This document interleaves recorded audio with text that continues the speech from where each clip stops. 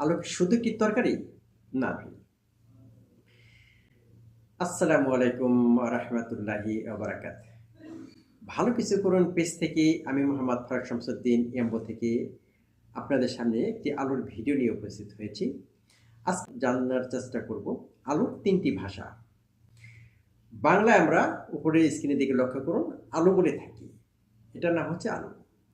তো আমরা ইংরেজিতে বলি, উপরে লক্ষ্য করুন পটেটো। আরবিতে উপরে লক্ষ্য করুন স্ক্রিনে, এটা হচ্ছে গিয়া বাতাতিস। ভালো করে লক্ষ্য করুন বাতাতিস। আবার একটু রিভাইজ করি, এটার নাম হচ্ছে গিয়ে বাতাতিস আরবিতে।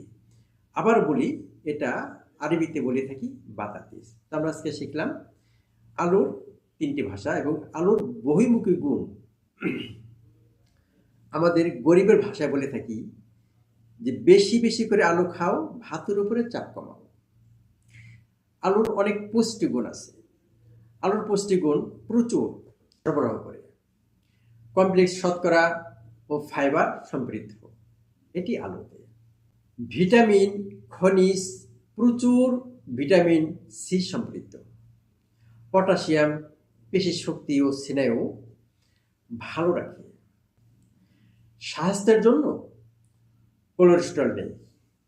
হৃদরোগ ও কোষ্ঠকাঠিন্য প্রতিরোধ করে। আলুর বহুমুখী গুণ। আলু দিয়ে অনেক ধরনের তরকারি পাকানো যায়। আলু অনেক জায়গায় ব্যবহৃত হয়। তো আজকে আমরা জানলাম আলুর গুণাগুণ সম্বন্ধে এবং আলুর কিছু ভাষা। আমার ভিডিওটা যদি আপনাদের ভালো লাগে তো লাইক, কমেন্ট এবং বেশি বেশি করে শেয়ার দিয়ে অন্যকে দেখার সুযোগ করে দেবেন।